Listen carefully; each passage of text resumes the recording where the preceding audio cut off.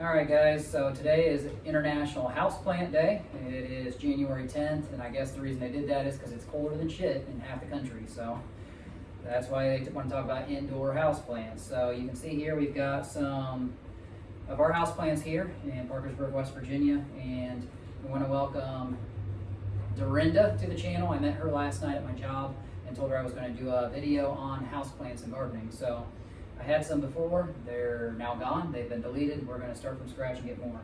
So we had Chaos Girl, she did the research for us here, and we got a whole bunch of information on 4 different types of houseplants for you.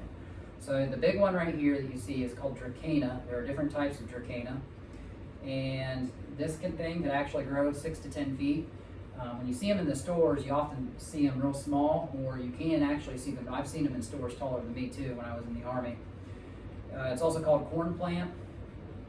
You don't want to feed it during these winter months right now. When I say feed, that means fertilize. You don't really want to do that because these plants need a dormant period. We just bought this one here, and Shane bought that a couple days ago from somebody, and you can see like the main part of the trunk has been sawed off right here. Some of the leaves here, this one says it needs more care, so this one's kind of cut off. It's got some yellow spots down here. I'll talk about that in a bit. It wants indirect light, so you want to put it by a curtain like this. You don't want to have like the sun just beaming right down on it, but it is a tropical plant, so it wants 60 to 70 degrees. That's why they thrive indoors. You want to put it outside during the warm months, but once it starts getting down below 50 degrees, you'll want to pull it inside. It does need a high humidity environment, and the soil is always to be kept moist. You don't want it to get dry, so you'll put your finger in it, and if it feels dry, it needs water. But you don't want it to be like overly soggy either at the same time. So it needs that indirect diffused light. That's why they thrive indoors. Some more conditions on the leaves. You want them to look bright green. Now some of the varieties you'll see, these have bright green stripes down the middle with dark on the sides. You'll see it inverted where the bright green's on the outside sometimes, or it'll have the yellow. But if you're getting yellow and brown spots, which we have a couple right down in here and on this leaf, it can be caused by 3 different things. So it can be caused by pests, 2 different kinds, or it could be just be caused by lack of humidity. You might need to put it in a little bit more humid of an environment. You can do that by taking showers, and that steam will come out in your home, or you can use a humidifier that can help rectify the problem too. Or maybe you put a pot on the stove and let water boil like that. But the pests that can cause a problem are mealybugs, and they'll leave a sticky substance on there, or spider mites. They're invisible to the naked eye. That was the research that Chaos Girl did over here. They're the ones that leave the yellow or brown spots. So we're hoping that we don't have spider mites on this, and that's just caused from low humidity. But you don't want to water the leaves. When you water this thing, you want to water down here, and don't get it on the leaves because that can cause diseases too. So we're going to move on to our next plant here, and this is her plant right here that she got for Christmas. And what was the name of this plant again? A heart-shaped Philodendron. Right? Yeah, there you go. Okay. So heart-shaped philodendron. So you can see it right here. All these plants are easy growers, your indoor plants. So right there you can see it. We did a app called Parent Plant, and we highly suggest you guys to download that app, Parent Plant. She was using it, and it'll tell if your plants are healthy or if they need more care, and you take pictures of it after your initial scan, and it'll tell you, it'll assess the plant, and it'll tell you, give it a diagnosis and stuff.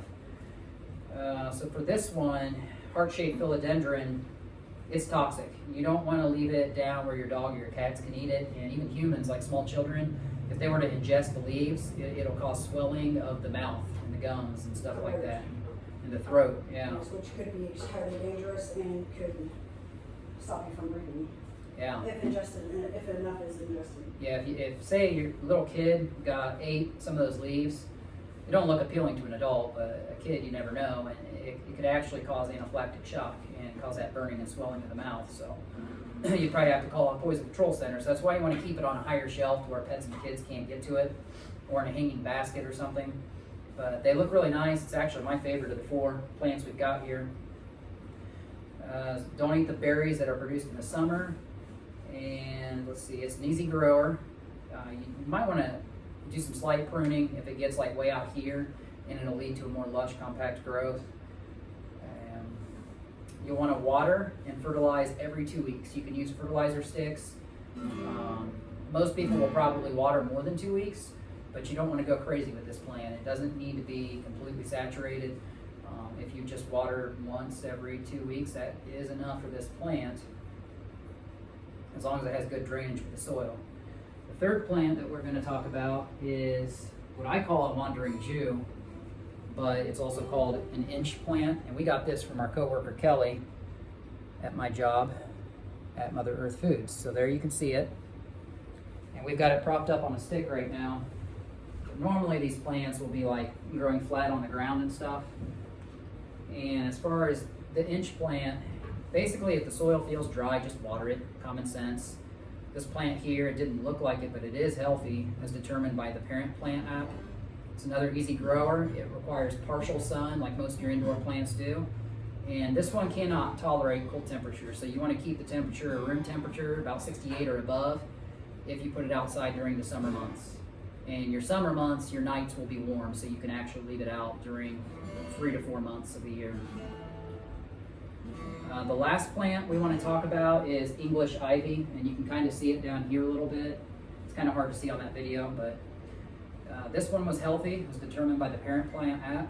It's another easy grower. It's invasive. It'll go everywhere. And what I like about English ivy is it'll go all the way up the sides of your house. If you have like a brick home or something, or maybe siding, and you want it to just grow up, it'll do that. It is partially toxic when ingested.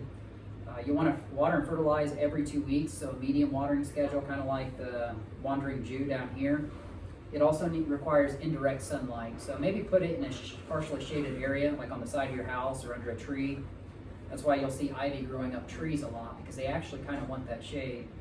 And then, my mom does this at home. You'll prune it back, and it creates more lush growth. I don't like pruning them back. I like letting them grow everywhere and seeing how tall they can get when put outdoors. But yeah, that's one you might want to prune because they are an invasive grower.